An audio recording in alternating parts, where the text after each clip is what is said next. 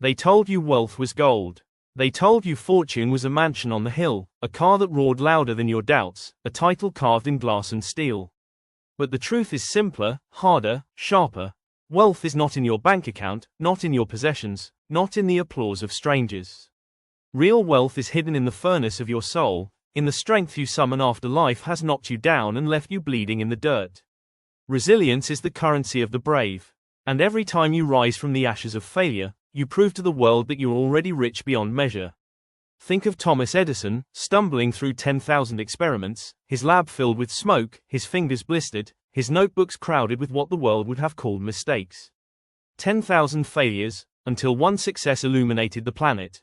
That is resilience, the refusal to surrender, the audacity to turn rejection into revelation. Edison wasn't wealthy because he invented the light bulb. He was wealthy because he endured the darkness long enough to bring the light. Look at Abraham Lincoln, a man defeated in business, rejected in love, crushed in election after election. He buried children, fought depression, and walked through valleys where hope seemed absent. Yet he rose again and again until he rose all the way to the White House, not as a polished politician but as proof that persistence is greater than pedigree.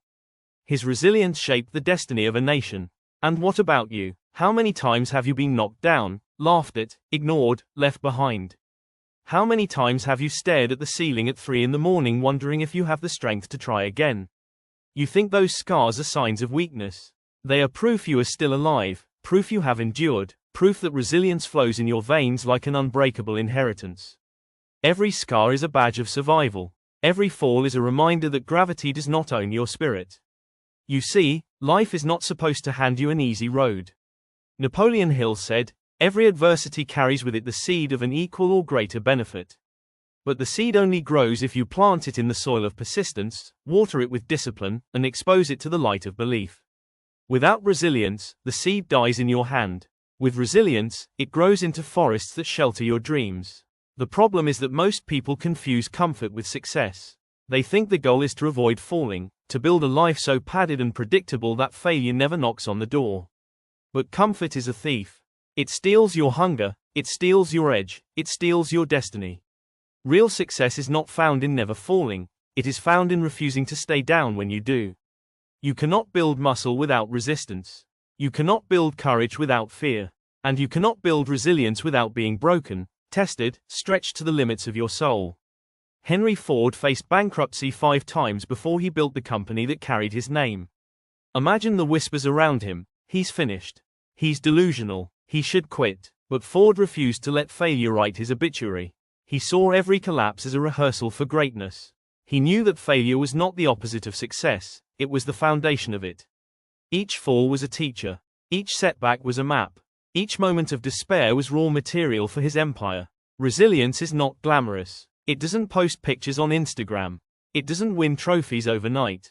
Resilience is quiet, grinding, unseen. It's the alarm clock that rings after your dream collapsed yesterday. It's the decision to get out of bed when your heart says stay down. It's the courage to walk back into the arena knowing you might lose again, but believing you might win this time. Resilience is the soul's declaration: you cannot break me, no matter how many times you try. And when you master resilience, the world cannot enslave you. Money can be stolen, titles can be stripped, friends can abandon you, and dreams can crumble. But if you have resilience, you have the wealth to rebuild all of it again, and faster, stronger, greater than before. That is why resilience is the real wealth. Because no economy can crash it, no thief can steal it, no fire can burn it down. Resilience lives inside you, waiting to be awakened by the blows that life throws. So the next time you fall, do not curse the ground. Thank it for teaching you how to rise. Thank the failure for showing you what you must learn. Thank the pain for shaping the steel inside you. And then rise, not as the same person, but as someone stronger, wiser, unshakable.